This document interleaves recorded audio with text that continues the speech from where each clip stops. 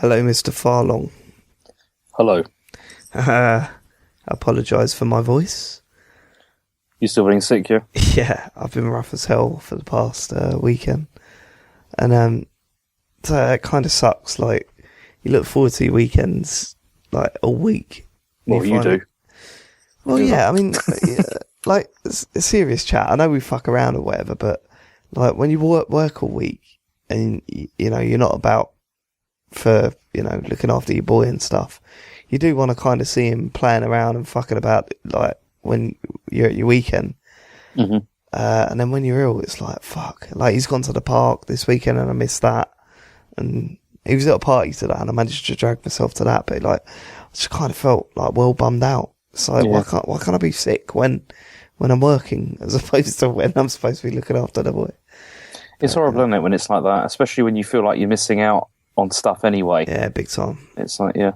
Big time. And it's just been, like, proper... It's not been, like, you know, the usual sort of cold or whatever where you're just like, yeah, I'll be alright. I can do this, can do that. Like, I've been, like, bedridden, coughing my lungs out. It's crazy. But yeah, now I'm feeling a bit better tonight, so it's all good. It's just my voice is really weird. Sounds like... it's kind of husky, you know. Yeah, husky, sexy, my sticky shows. So that's a Friends reference. So all the Friends fans out there will be loving that right about now. Yeah, have you been playing much other than the obvious? Not really. I played... Nice. Sorry. I played... I went back to... Do you remember Super Mario 3D World? Yeah, I remember that video game. Yeah. That retro classic. I went back to that because I hadn't completely finished it. I'd got up to the... You know, like, how you think you finished it and then there's an extra 3 other worlds that you've got to get through. It's quite hidden as well, isn't it? I had to look it up. That you need to go on the rocket ship from World 1-1. Yeah. Oh, yeah. Oh, man, that game is so good. It really is. And actually, I don't know, to be honest with you, it's been these last 3 worlds that have actually made me enjoy the game more, because the first, like, the regular standard game that you get given, I didn't find it very challenging, and I didn't find it that interesting, to be honest. But these ones have been amazing, and it is revising my opinion of, like, whether it's one of the best ones ever. Yeah, it is. It's like you start playing these ones, and you're like, these are hard and fun, and just, you know, it's like there's a proper challenge here. Yeah, but like I see what you're saying, kind of like they are really challenging, really good, and blah blah blah. But the even that first stage blows my mind, because everything from it, because the camera angle when you first kick off really makes you feel like you're in Mario 64. You know, the sort of open areas but very confined, if you know what I mean. It's really interesting the way it does it, and yeah, that first level I think really sums things up, and then it tries... Oh, mate, that whole game's just brilliant. I don't know what you're talking about. It's so just... No, it's just like... You're right. I mean, it's just endlessly inventive. There's just new stuff all the time, and it's superb. And it's just... better than New Super Mario Bros. U. It's a tough one, that is, to be honest. You're an idiot. Like, no, you're not, because you haven't even played it. You've hardly even played the game. You have no idea. I've played it enough. No, you haven't. It's unless you finished it with everything, you haven't played that game. It's amazing. It's the best one since Mario World. But anyway, but yeah. So I've been playing that. I'm just getting close to the end of that now, because you know, do you ever get that? You know, where you're like, you kind of finish a game and then you just think, well, there's all this extra stuff, but you know, am I ever going to go back and do it or not? I've never felt the real need to do that. Like, I think the one that sums it up for me is the Far Cry series. Well, I only played 3 and 4. But when I got to the end of the story, I was like, okay, I'm done. Even though there's outposts and towers to climb and stuff like that, I've never had that feeling to think, oh, it's not 100% done. The only one that is still in the back of my mind is finding that last orb in Crackdown. Like, I've got one orb to find in Crackdown. You're never going to find that. I will never find it. No, it'll never happen. But that's all. That will always be at the back of my mind as a proper failure. But no, other games I'm like, okay, well, I'm done. You know, if I see the credits, I'm happy. I don't know. For me, it really depends on the game, because some games I'm a complete, like with all the Mario games, I'm just a completionist for those. I have to do all of it, and I don't feel comfortable unless I've completely done everything in a Mario game, because I just love them so much, because I really love platformers a lot. The irony is that Mario games very rarely push that shit on you, do they? Mm-hmm. They never specifically say, like, you know, in Mario 64, there are, how many stars are there to collect? It's 120. Right. There's never, like, when you collect a star, it doesn't say 1 out of 120, does it? Yeah. It just says you've got 1 star. It never really highlights the fact that there is 100% there. But that's what's really good about the Mario games, though, because it's one of those, it's that sort of, it's the series where you can just finish it just like whatever, but then also if you start digging deeper, it just keeps giving to you. And that's what's brilliant about it. What game does that remind you of, James? I'm trying to think of all the games that I've played in my life, and trying to think of the games that I was willing to do a podcast about. And what game does that remind you? Yeah, still not seeing that, but yeah, go on. You'll get there. Yeah, so do you want to know what I've been playing? Yeah, go on. I assume you do. Did I talk to you about Project Cars? Yeah, you did, yeah. So, since we last spoke about Project Cars, I don't know what it's done to me. It's done something very, very strange to my brain. I loved Project Cars. I went on to really love it. And it's kind of, I don't know, it's taken me back to a place where I'm really into gaming again. Like, I really want to grab all sorts of games that I've missed. I went out, I had some credit from CEX. I sold a load of Xbox 360 games, and I went and bought Sunset Overdrive, the Metal Gear Solid, you know, that demo thing that they put out, and Drive Club. And so far I've only had time to play Drive Club, but all I want to do is just sit for like 12 hours and play Drive Club. Like, I've not had this for a long time, where I'm genuinely excited to just spend a lot of time with a game. Yeah. I mean, the cool thing about Drive Club is that the way I see it, it's kind of like Project Gotham Racing in more open tracks. You know, Project Gotham Racing was very tight, city-based tracks and stuff. This is very open, but it's got the same sort of half arcade, half serious thing about it. It's not Burnout, but it's not Project Cars. So I'm finding it a lot easier, because I spent so long on Project Cars trying to refine my racing, that Drive Club's become pretty easy to me. And I'm just loving it, really loving it. You know, graphically it's amazing, and some of the racing's really intense. Even though it is a lot easier than the last racing game that I played, it doesn't matter. Like, I'm really enjoying it. So yeah, and I cannot wait to start with Sunset Overdrive. I can't wait for. Like, it just looks right up my street. Yeah, that's the game I want when I see it, when it's cheap. Well, I'll give it to you after I'm done. But cool. I'm really excited to get to that, because, you know, it's completely different, tries new things, it looks amazing.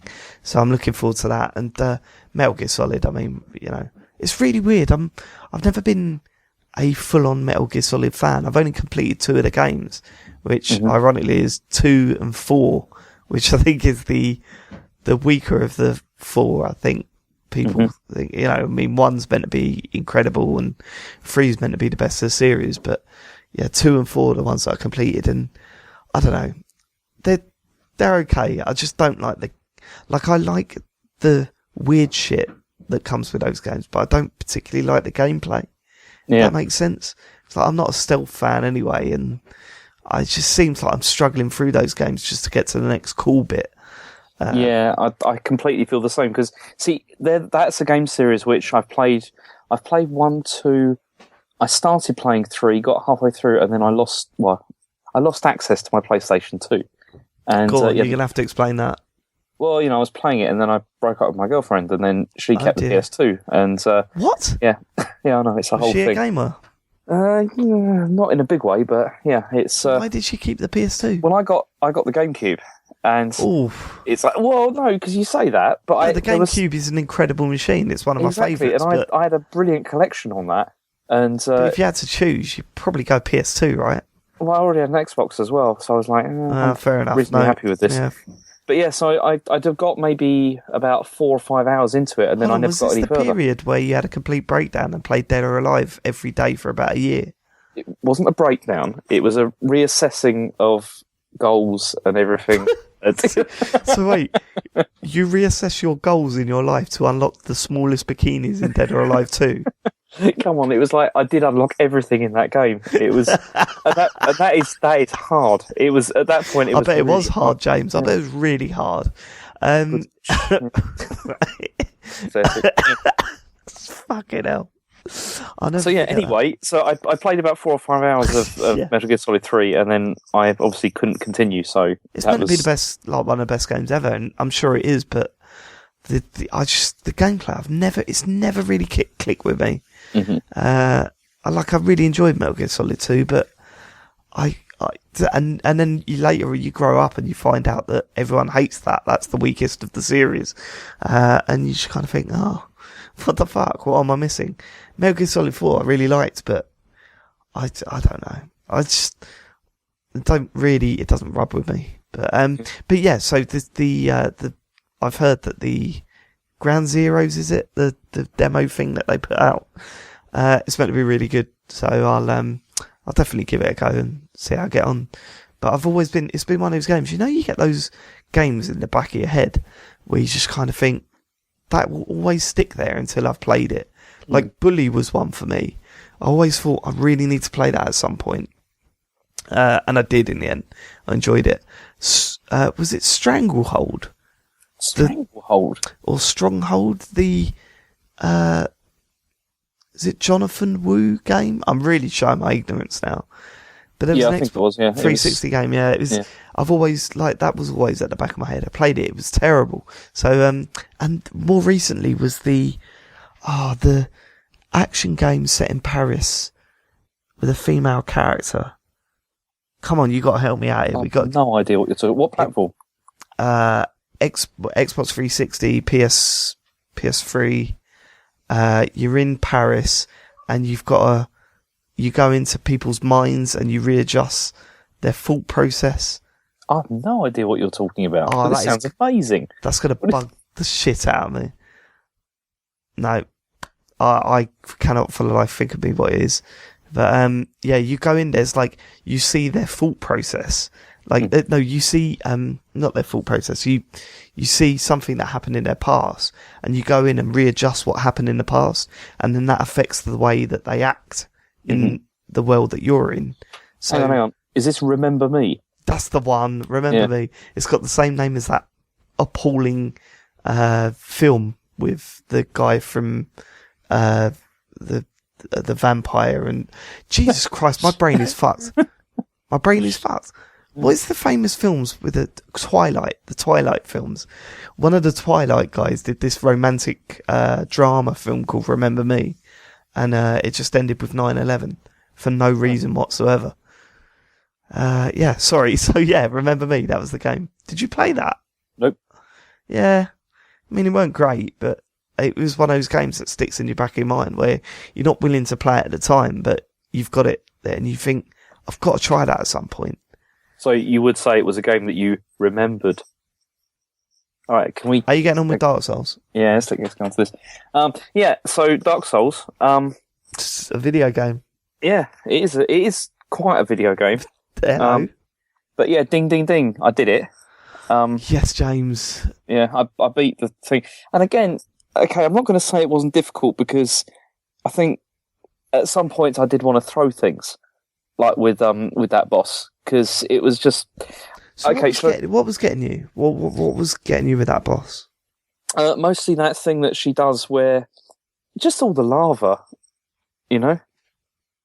Yeah, I think I may have... Did I tell you about... See, let me explain. I had a couple of times. I had a couple of times where I walked into the room, she jumped on me and killed me instantly, pretty much with lava. How? That happened about 4 or 5 times. How? What do you mean, how? Like, surely you've got... Like, you're quite leveled up. You're probably more leveled up than I was. Have you not got, like, shields and armour that are fire resistant? Well, I'm coming to that, because that made things a lot easier. Yeah. Because before, you see, the armour that I was wearing prior to that was all, like, anti-poison armour. Yeah, of course, because of the whole swamp, Yeah. So, quite a few times I, like, went out there, and then she just, jumped towards me, spew lava all over the floor. And then if I was really unlucky, she'd do that thing where, that sort of heat wave thing immediately afterwards, and then you're like, I haven't even done anything. I've just and I'm dead. That happened quite a few times, and like I said, that made me want to throw things. It really made me angry. It's the equivalent of you running in with a tracksuit. You know what I mean? Standing too close to the fire and it just lighting up. It's a shell suit. It's like I was wearing a shell suit. And a shell suit. It was bonfire night, and I stood too close to the sparklers. It was terrible. Yeah. So I wasn't that happy about that. So anyway, I did do some preparation for this fight though, because it was annoying me so much. And because I said I wanted to get some arrows and stuff. Yeah, that's right. Yeah. And so basically what I did was I went out. Okay, you were right. There was another ladder. Oh. And yeah, I know. I don't know how. That's not what I want to hear. What do I want to hear? I don't know what you want to hear. So, an apology would be nice. That's never going to come. Fair enough.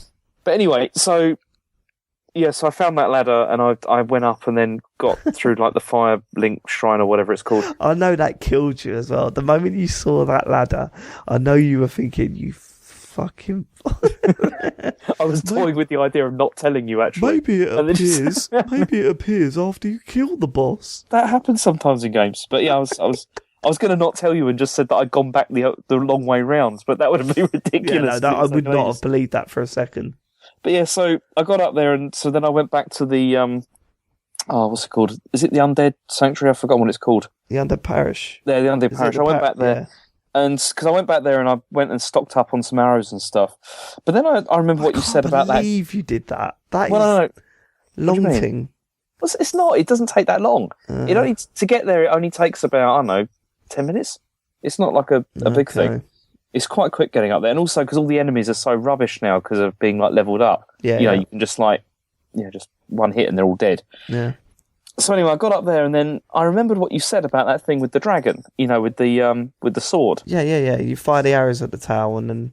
Yeah. So I actually went and did that, and so you got the Drake sword. I got the Drake sword. Yeah. Brilliant, isn't it? It's a great little sword. Well, okay, I've got a bit of a thing about this because I'm a bit annoyed. Go on. That sword is really good. It's like plus 200 or whatever, for like... It's really good, yeah. Go on. It's much better than anything else. I spent ages levelling up another sword, which I got to plus 5, and it was only 130. Mm-hmm. And, so that's why when I was fighting, the Spider Queen, whatever, hardly taking off anything, from her with that. And so then I got this, and I went down there and started whacking her. I'm like, this is taking her health off really quickly. This isn't difficult. So... when you said this sword was an optional extra... It is. Well, maybe it is, but it makes the game incredibly easy. I go back and listen to when I spoke to you about that sword. Like, I go to tell you, you might want to go for that sword or whatever. You could have told me that it makes it a lot easier. No. Why? Look, I told you it's worth doing. And you said, no, it can't be asked. Don't want to go near that dragon. That's why I thought I was going to have to fight a dragon, because you were a bit cryptic about it. No, I didn't. I said, you've got fire arrows at its tail. It takes a while, but you get a decent sword out of it. And you went, oh, no, can't bother.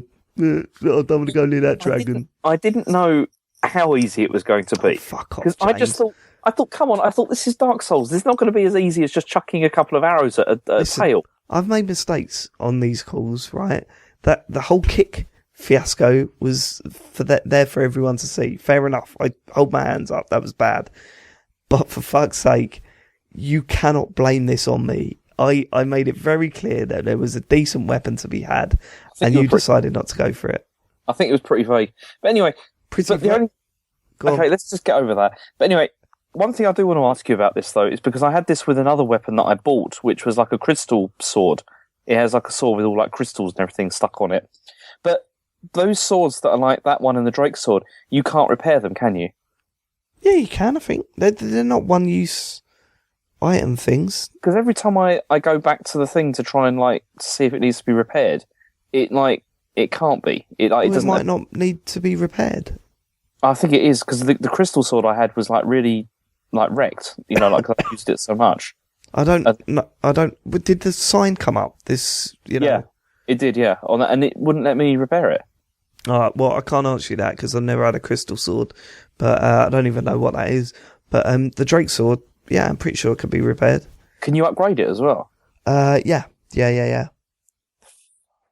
This would have been so much easier if I'd have done that from the beginning. Yeah, it would have been, wouldn't it? If you'd have listened to old Dave, your best friend, who told you to go and get that Drake sword, and you went, nah, can't be arsed. Because you didn't make out how good it was going to be. But anyway, look, so that was that. So I got put this on me. I got that, and I bought some arrows and stuff as well, because I thought they might be useful. Went down there, and then did it in one go with the Drake sword. Did you summon? No. Why? It's no, because I did try the thing. Okay, I did use a humanity. Humanity, yeah. And because I wanted to see what would happen with the eggs, and it doesn't make any difference. You still get eggs all over your head, right? If you do that, so that hasn't helped. And so I went there, and I did do a summoning, and then this is before I got the Drake sword. I did a summoning, and I went in there, died instantly because she did that thing, like I just told you about with the lava all over the floor explosion. So I was kind of annoyed about that because I just thought, well, I've just wasted a whole humanity on this, and and I'm dead. How many humanity items have you got? I don't know, about 12, I think. Oh, really? Yeah, that's not that many actually. All right, okay, fine. So you've run the second bell. Did you find the elusive wall? No. The what? Definitely do that. Where are you at the moment? At the moment, I'm just right where I was. I've just killed her. Then, yeah. Okay, so did you go anywhere? Because there's a bonfire just after that, right? I didn't see that. Where's that? Is there not? So you've not gone back to a bonfire? No.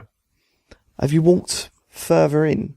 And seen the big lava area? Yeah, I went there, which looks really horrible. Yeah, don't go there. Don't. It's like demons and stuff like that. Yeah, that's an end area section. So ignore that. If you go back up, there's usually a sign on the floor that says Illusionary Wall, right? If you hit where that sign is, if you hit the wall with your weapon, it opens up, and there's like it's a fake wall, and if you hit it with your weapon, it disappears. Okay, so do that, and there's a lot of lore stuff behind there. You won't understand it, but go and talk to the people and work out what to do there. Also, I was telling a friend about this egg thing because I hadn't heard of it before. So do you want to know what they told me? Yeah, I want to know because I don't really want to go through the whole game like this. I don't even know if it's real or whatever, but basically every soul that you gain after that, the egg eats half of them.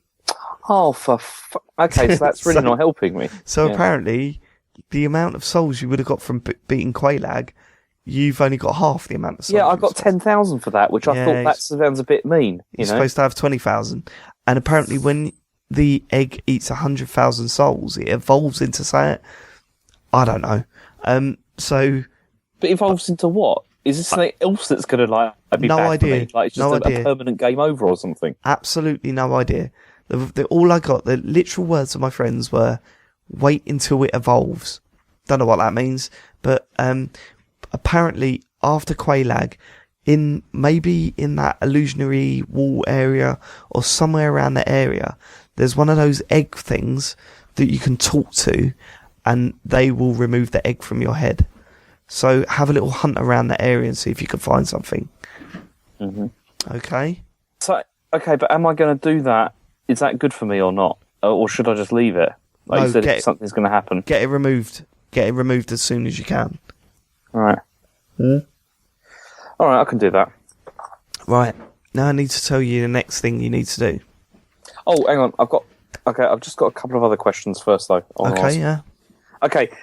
You know how you pick up those things that are like, the soul of an old soldier or something like that? Yeah. What do you do with those things? You use them. They're items. Basically, they're you put them in your active inventory, and you use them, and you get souls for them.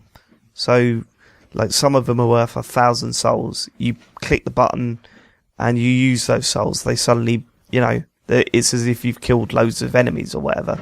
And then, so basically, the idea is to go to the bonfire, use those items, and then you can upgrade doing that.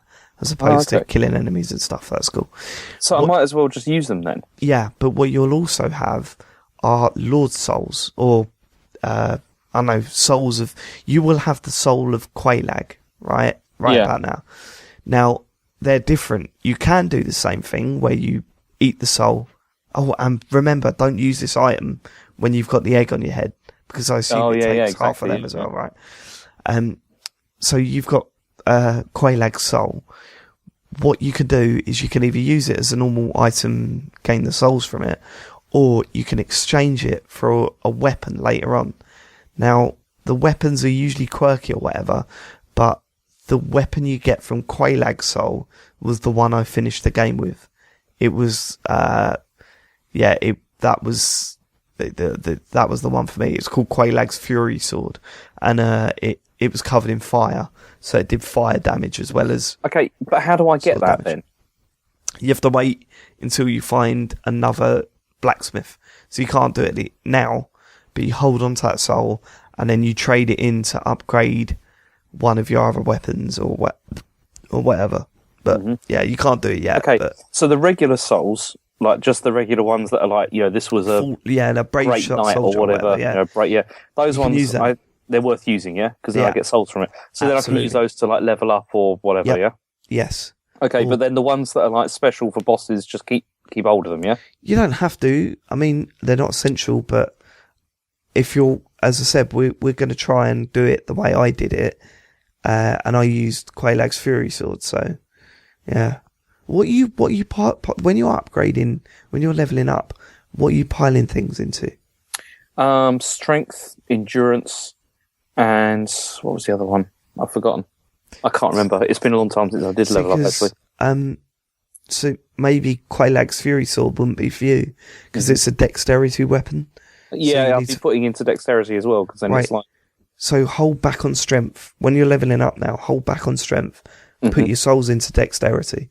If you want to start using Quelaag's Fury Sword, which you might not want to, I don't know. But that's the way I did it. Then hold back on strength and put your levels into dexterity, endurance, and health, vitality, I think it's called. Put them on those three. All right. My other question though is related to magic, because did you use magic at all? No. Okay, because I just did actually, like somehow, because I met somebody at the Firelink Shrine who like I talked to, and then he said, "Do you want to do this?" And I was like, "Yeah, all right." Is that Logan? It might have been, I don't know, but he gave me like fire magic. Did he have a big hat? Oh yeah, that dude. Yeah. Pyromancy he gave you. Yeah. Yeah, I got that, and I got because I already had like some other stuff as well. Like I got this poison cloud that I can do as well. Right. Now, what I want to know about this though is because it says like it has like a 3 next to it, so you use it and then it depletes to 2. But do you get that back every time that you die? No idea. How would I know? So you didn't use any magic at all? No magic. No. All right. Okay. Never used pyromancy. Never used anything. I assume you do, because that'd be a bit weird if you just get 3 and that's it. But. Well, yeah. All right. No. Well, I might explore that a bit because I quite like using a bit of magic. Yeah, I think a lot of people use magic, but I think for your best chance to get through the game, you've got to either focus on, like, swords. Yeah, you're either going full magic or you're going with that. Yeah, okay. I think so. I think that's the best way of doing it on your first run, and then you can fuck around after that. But, all right. So that's that. So okay. So where am I going next anyway? Right. After you get the egg off your head, you need to go back to the Dark Roots Garden. Yep.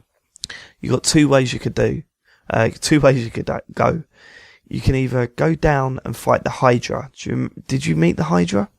No, I don't think so. You know where those little crystal golems were? Yeah. Oh, yeah. Right. Beyond them, there's a big pond with a Hydra in it. It's like a 6-headed dragon thing that you can either take that. Always have to be dragons. Well, it's not. It's kind of is dragon heads or something. But you can either take him on and then go on to Sif, or did you buy that emblem that opened the door in the? No. Right. I didn't have enough souls at that time, but or you can either buy that and go straight to Sif. It's up to you. So I'll leave that entirely up to you. All you need to know is that next to where the door is that you open with the key that you buy from Andre, to the left-hand side of that door is an illusionary wall. Hit it, and it opens a bonfire, which will be very handy for you. Hey, where did you say it was? The door that you open up with Andre's key. Oh, that one, yeah, okay. Yeah. To the left of it, there's an illusionary wall. Hit it with your sword, and there's a bonfire behind it, and that'd be really helpful. So hang on. Did you was that there before I was supposed to fight the butterfly? Yeah, but I didn't think the butterfly was anywhere near that big door, is it? Well, it's on the way. Okay. Oh, right, okay. Well, it doesn't matter, because, that don't would worry have saved about you a lot of time. But yeah, go on. All right. Is there any other bonfires you haven't told me about on the way? Well, there are fucking tons, mate, but I'm not going to sit down and fucking try and map the game out for you. That's the whole point. That's why you're here. Yeah, that's a good point, actually. No, so basically, Hydra is a relatively easy boss that you don't have to fight. Sif is a challenging boss that you have to fight. And I would suggest fighting him now before you go on to where I am. So soon you're caught up with my second playthrough. So we're going to be playing along together soon. But yeah, Sif is your next big challenge. And yeah, it's exciting. Cause, well, what can you tell me anything about the Hydra? Like, what's the deal with it? Right. So, the Hydra is, what they do, it's like a, long snaky neck thing with dragon heads that fires down at you. What you need to do, it fires these this magic at you from afar. If you get close enough to it, it will stop firing it and it'll try and attack you with its heads. But the heads get stuck in the floor when it attacks you, and you. Is that glitches, or is it? No, it's meant to do that. Okay. And you cut the heads off, basically. If you get too close, there's a big drop. So watch the surface. Otherwise, you might drop down into the water and die. So stay a certain distance away. You'll work it out, and then it's piece of piss. They'll fire the heads down. You can lob the heads off, and then that's it. Done. What do I get from killing it? What's the souls? Is that it? Really? Yeah. If you want to upgrade, he's there. Sif is one of my favourite fights. I struggled with it big time, but it was one of those fights where you just kind of think, I've got this, I can do this. And every time I went to face Sif, it was like, okay, shit, it's on. And then when I finally beat it, it was one of those, arms are shaking moment. It was good. Fucking good fight, that one. Okay. And it's really meaningful as well in the lore of Dark Souls, but we'll get to that. Because I'm thinking soon we're going to do a conference call with some people that know about the lore, and every question you have about the story, we can go over soon. Yeah, that sounds good. With someone that can actually answer it, not just me trying to guess their way through it. Somebody who knows how to kick as well, maybe. Yeah, someone that knows how to kick, James. Yeah. All right, that sounds good. So I think what I'll do is I'm probably going to go for the Hydra first, because I need the souls anyway, so I can open that door. Do it, and I think I'll do that, and then after I've done the Hydra, I'll probably call you again, because I may get lost or something. I don't know. We'll give it a go. See what you can find after the Hydra, and then we'll chat. All right. All right, then. All right. Speak to you later. Bye. Feel better. Yeah. Cheers, mate. Bye.